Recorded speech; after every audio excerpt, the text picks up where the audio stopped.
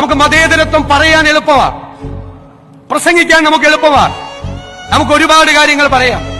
മതേതരത്വം ഒരു വശത്ത് പറഞ്ഞുകൊണ്ട് മറ്റൊരു വശത്ത് വിദ്വേഷ പ്രസംഗം നടത്തുന്നവരെ നമ്മൾ പൊന്നാടയിട്ട് സ്വീകരിക്കരുത്. നമ്മൾ മതേതരത്തിനെതിരെ സംസാരിക്കുക, വേറൊരാളെ കൊണ്ട് വിദ്വേഷം പ്രസംഗിപ്പിക്കുക, പിറ്റേ ആഴ്ച അയാൾക്ക് പോയി പൊന്നാടയിടുക. അങ്ങനെ ചെയ്യരുത്.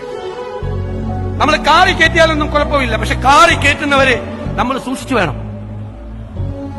അവര് വിദ്വേഷം പ്രസംഗിക്കുന്നവരിലാകരുത് എന്ന് നമുക്ക് ഉറപ്പുവരുത്തണം. അതിനെതിരായി ചെറുത്തു നിൽക്കാൻ, പ്രതിരോധം സൃഷ്ടിക്കാൻ ഒരു മനസ്സുണ്ടാകണം. അതിന് കാപട്യമല്ല വേണ്ടത്. വോട്ട് നഷ്ടപ്പെട്ടാൽ വോട്ട് പോകട്ടെ എന്ന് വിചാരിക്കണം. തെരഞ്ഞെടുപ്പിൽ തോറ്റാൽ തെരഞ്ഞെടുപ്പിൽ തോറ്റുപോകട്ടെ എന്ന് വിചാരിക്കണം. മതേതരത്വത്തിൽ തൊട്ട് കളിച്ചാൽ, വിട്ടുവീഴ്ചയില്ലാത്ത നിലപാടെടുത്ത് വാക്ക് പറഞ്ഞാൽ വാക്കായി അതിന്റെ കൂടെ നിൽക്കണം. ഇരട്ടത്താപ്പ് പാടില്ല, കാപട്യം പാടില്ല. എനിക്കിവിടെ നിന്ന് നിങ്ങൾക്ക് തരാനുള്ള വാക്കതാണ്. തെരഞ്ഞെടുപ്പിൽ തോറ്റാലും നിരവധി തെരഞ്ഞെടുപ്പുകളിൽ തോറ്റാലും മതേതരത്വം ബലികഴിച്ചുകൊണ്ടുള്ള ഒരു കോംപ്രമൈസിനും തയ്യാറാവില്ല.